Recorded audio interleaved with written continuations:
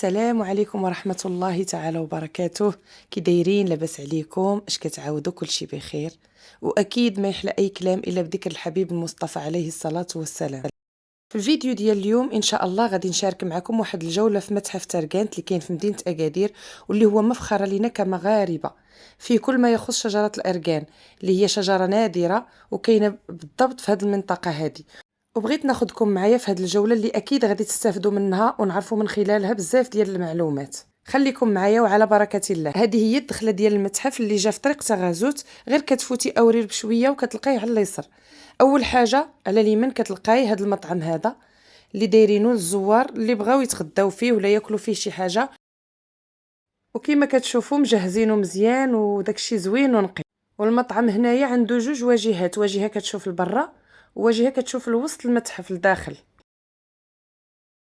ودابا غادي نخرجوا من المطعم باش نشوفوا نكملوا باقي المرافق. هنايا على اليسار ديال الدخله كاينه لا ريسبسيون فين كيستقبلوا الزوار وكيعطيهم المعلومات اللي بغاو. وهنايا كما كتشوفوا تصويره ملكنا الحبيب الله يحفظه ويعطيه صحيحته يا ربي. هاد الزياره درتها وكانت شتا صابه، منظر رائع.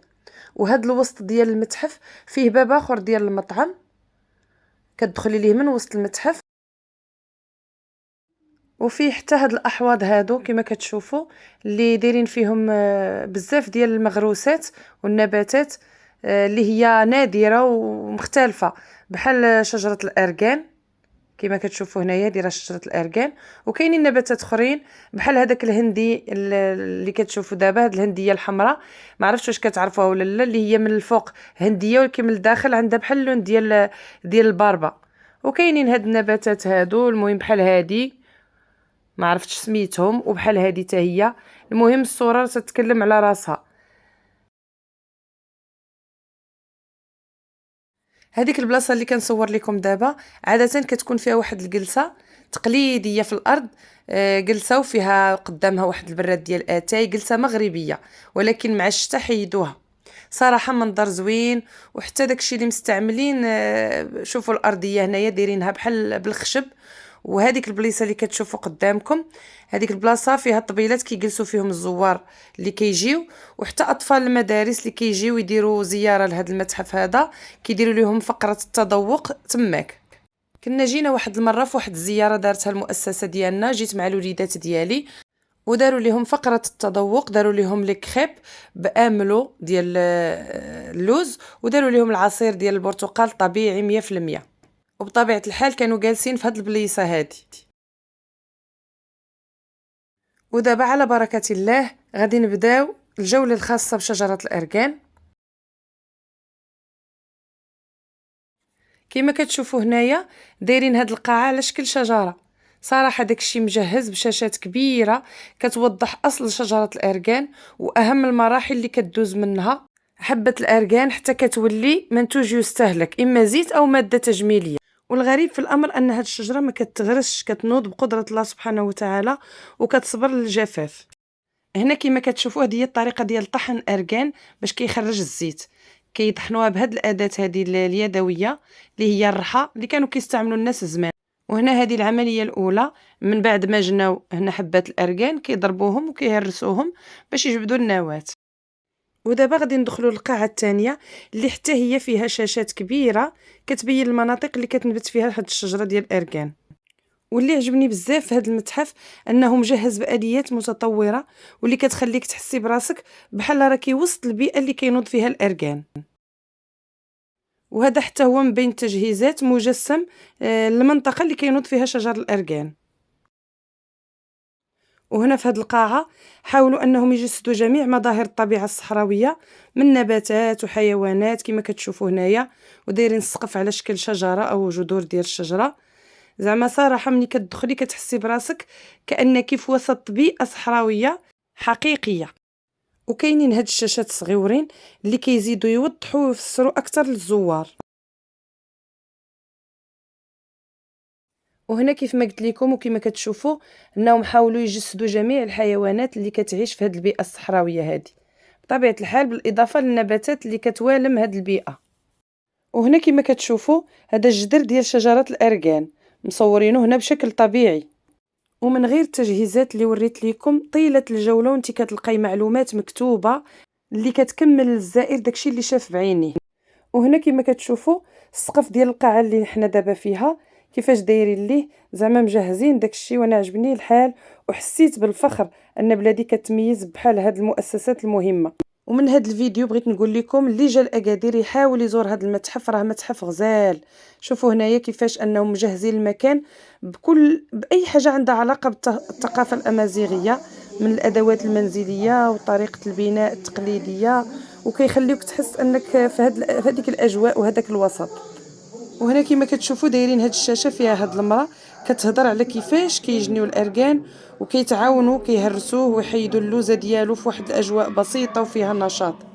هادو بطبيعه الحال ماشي عيالات حقيقيين، هذيك اللي كتهضر راها في شاشه، وهادو غير مجسمات حتى هما. غادي نوصلوا لواحد القاعه اخرى اللي فيها عيالات كيقوموا بهاد العمليه قدامنا وحنا كنشوفوا فيهم. وكما كتشوفوا هنايا دايرين هاد الحيط اللي مبني بالحجر على الطراز القديم.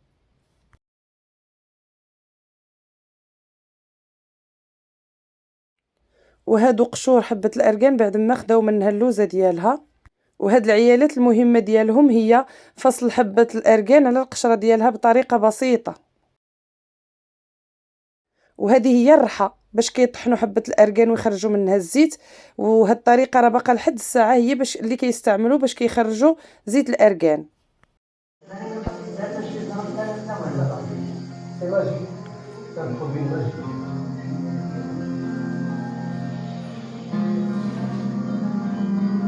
باش كيبان شجرة الأركان والناس اللي كيستافدوا من هاد الشجرة أنه الحمد لله هو غادي في التطور. أمريكا الحمد لله المستقبل.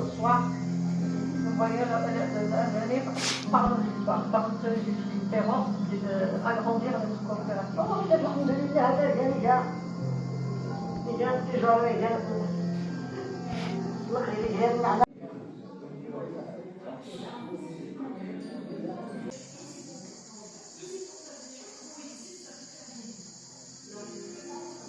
في هاد القاعه هادي كاينين عيالات حقيقيات ماشي مصورات اللي كيهرسوا كما قلت لكم. شوفوا الطابع ديال هاد القاعه هادي اللي كيهرسوا الاركان بيديهم بالطريقه التقليديه، كيفصلوا الحبه على القشره ديالها باش يجمعوه من بعد وعاد يدوزوه للمرحله الاخرى. وكيف ما قلت لكم من بعد ما هرسوا حبه الاركان وحيدوا ليها اللوزه ديالها كيجيبوها لهاد القاعه باش كيحمصوه في هاد الفرارن هادو اللي هما افرارن بطبيعه الحال عصريين ماشي تقليديين. من بعد كيدوزوه لقاعه اخرى باش يطحنوه بادوات عصريه اللي كتوفر الوقت والجهد. هنا كيطحنوه باش يخرجوا منه الزيت، وداك الزيت اللي كيتستعمل في بزاف ديال الاستعمالات. من بعد كاينه هاد القاعه هذه اللي هي قاعه التذوق. هنا حاطين للناس الزوار اللي كيجيو يشوفوا ويديروا جوله كيحطوا لهم هنا باش يتذوقوا.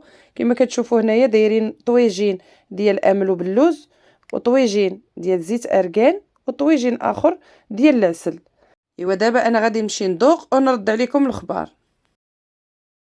اش غادي نقول لكم، هاد املو ديال اللوز اللي كتميز به المنطقه ديال سوس صراحه لا يعلى عليه، واللي ما عمرو ذاق هاد املو ديال اللوز راه ماده ما يعاود في حياته. وحده القاعه ديال التذوق كاينه هاد القاعه اللي كاينين فيها منتوجات من الصناعه التقليديه مختلفه. اللي بغى يشري ملي كيجيو الزوار وكياخذوا هكا اركان ولا كياخذوا املو ولا شي حاجه كيدوزوا يضربوا دوره هنا. اللي بغى يتقدى شي حاجه كيتقداها. منتوجات اللي كما كتشوفوها هي منتوجات اللي هي قديمه اونتيكيتي، اللي حتى هي عطات قيمه ورونق لهذا المتحف هذا.